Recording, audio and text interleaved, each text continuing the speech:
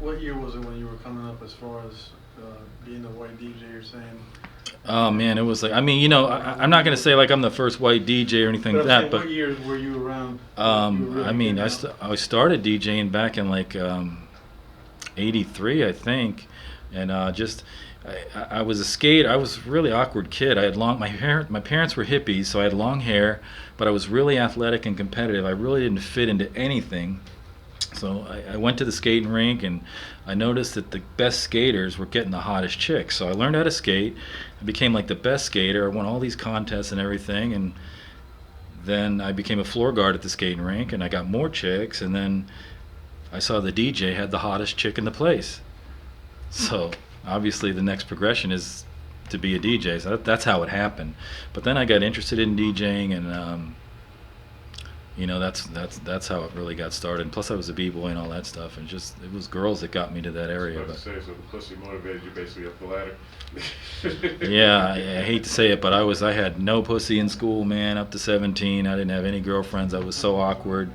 And then by the time I got DJing and being that person out in front, I hooked up a lot. But then I got off on the adrenaline of being up there. Just like any DJ, they get off on being the main person. And when I got with ADE, when you're a DJ at a club and you're doing stuff, you're the main person. When you're a DJ for a group, you're not the main person. So that's why I kind of had to break away from that and say I had to be the front man, had to get out on the mic and show my mic skills and control the show myself. And we did some pretty good shows.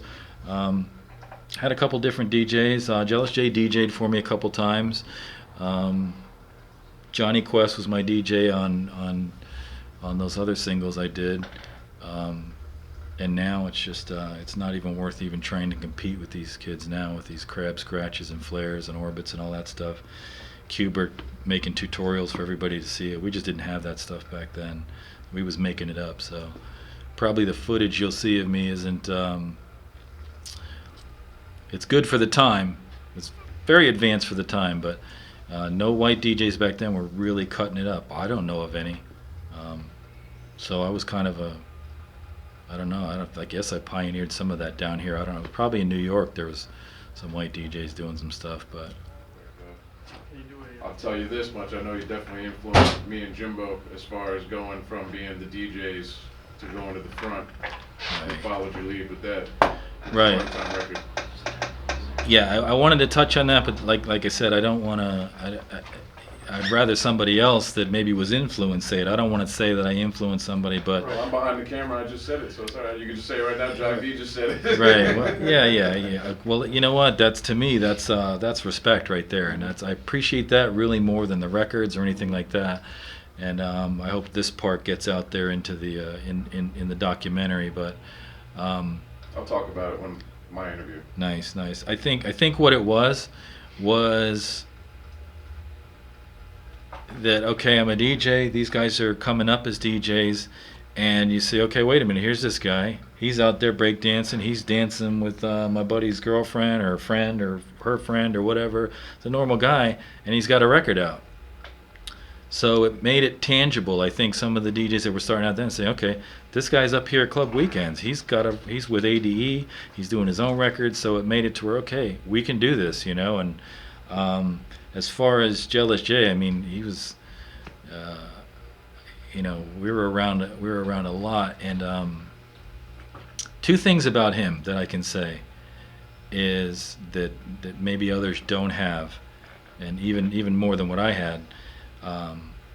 For some reason, this guy had a knack for creating music. And I mean, it could be, I'm the type of person that I've got to find the best sound. I've got to tweak it. It's got to be a tough sound and get it in there.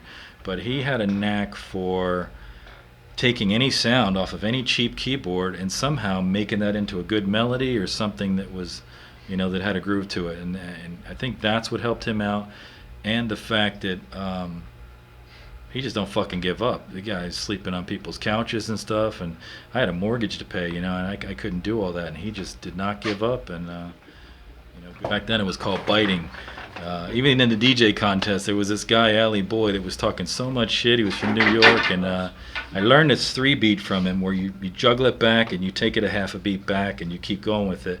But then when I was on tour, I saw Mr. Mix bring it back, stop it, and then start it back, and then just keep juggling it like that, backing it up. And I remember in the contest, he told me, he said, don't, can't use what I showed you, man. You know, I'm like, no, man. I freaked it. Took it a step further.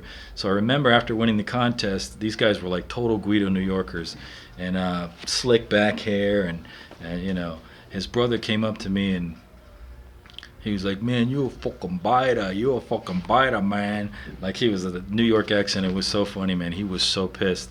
And I figured Ali would be pissed off, but he came up to me and said, hey, man, you freaked it to the next level, so it's all good. You did good. You know, you beat me fair and square, and congratulations, which I thought was pretty good. But yeah, a lot of people came out of that little weekends thing there and did their own thing, and Jock and Jay and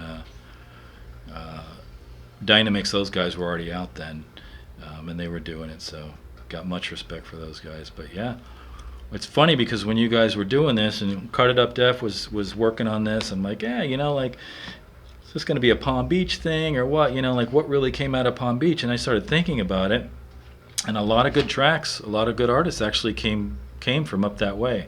So I think it's all South Florida basically, but I mean, Miami is definitely the ghetto hardcore stuff that came out and started it. But you know, when the SP12 came out and things started to change, you know, that's when I got out from ADE and just, you know, said that you got to get this SP12 going. And then, you know, Danny D and Dynamix and Jock and all these guys, Gemini, started coming out with some nice stuff. So I think definitely West Palm Beach area, Boca and up that way are definitely relevant in the progression of the genres for Miami bass. So I think it's all Miami bass, but you got to give props up this way for sure. I can't.